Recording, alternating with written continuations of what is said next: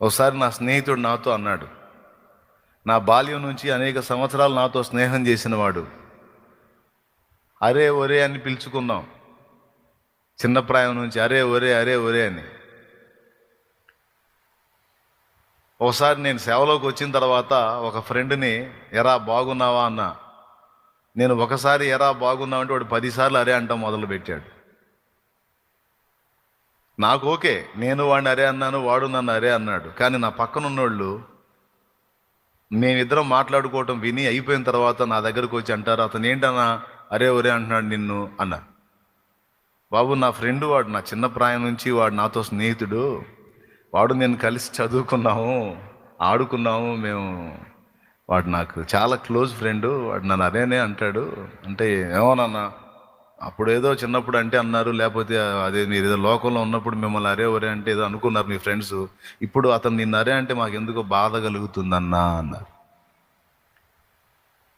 Point అర్థం చేసుకోండి. ఆ తర్వాత మళ్ళీ అతను నేను ఎదురుపడ్డప్పుడు ఇక నేను వాడిని అరే అనలేదు, పేరు పెట్టి పిలిచా. నేను ఎప్పుడైతే పేరు పెట్టి పిలిచానో వాడు నన్ను అరే అంటానికి సంకోచించడం మొదలుపెట్టాడు. అంటే ఎక్కడ ఉంది పాయింట్? అవతల వాడిని నేను ముందే అరే అని తృణీకరించినప్పుడు వాడు 10 సార్లు తృణీకరించాడు. నేను గౌరవనీయంగా వాడు నన్ను అంత గౌరవనీయంగా పేరు పెట్టి పిలిచినప్పుడు నేను అరే అని ఎలా అనేది అని వాడు సైతం మాట్లాడటానికి చాలా ఇబ్బంది పడ్డాడు. దొరిలో వచ్చే అరే అనే పదాన్ని అణుచుకోలేక చివరికి నా గణపట్టమే మానేశాడు. చివరికి బాగున్నావా అంటాం జంపు. ఏమో ఏదన్నా మాట్లాడితే వీడిని ఎక్కడ అరే అనాల్సి వచ్చిద్దు అని చివరికి బయటపడి చెప్పాడు కూడా విడిగా.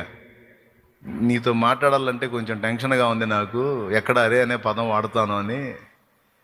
నీ చుట్టేమో కొంతమంది ఉంటా ఉన్నారు, నువ్వేమో నన్ను గౌరవంగా పిలుస్తున్నావు, నిన్ను నేను గౌరవంగా పిలవాల్సి వస్తుంది, అలా ఈ ఫ్లోలో ఎప్పుడన్నా ఆ పదం వస్తుందేమో అని భయం పడుతుంది, అందుకే నీకు దొరకకుండా పారిపోతున్నా అన్నాడు. సరే, వాడు పారిపోని ఉన్నాయి నాకు అనవసరం, నేనైతే అవతలి వాడు నన్ను తృణీకరించడానికి వీలుండేటట్టు నడుచుకోకూడదని డిసైడ్ అయ్యా. అది గర్వం కాదు, గౌరవనీయంగా ఉండటం. అవతల వాడిని మనం గౌరవించినప్పుడు వాడు మనల్ని చచ్చినట్టు గౌరవించాల్సిందే. మనం గౌరవించినా అవతలి వాడు గౌరవించకపోతే ఆ చుట్టుపక్కల ఉన్న వాళ్ళు ఆడనే తిడతారు, అవతల మనిషి ఎంత సంస్కారంగా మాట్లాడుతున్నాడు, నువ్వెంత చెత్తగా మాట్లాడుతున్నా ఏంది నీవేవో అంటారు. దేవునికి స్తోత్రం. అట్లాగా యవనమును బట్టి, ప్రవర్తనను బట్టి, తొందరపాట్లను బట్టి ఎవడు కూడా మనల్ని తృణీకరించకుండా మనం అవతలి వాడిని ముందు జాగ్రత్తగా డీల్ చేయాలి.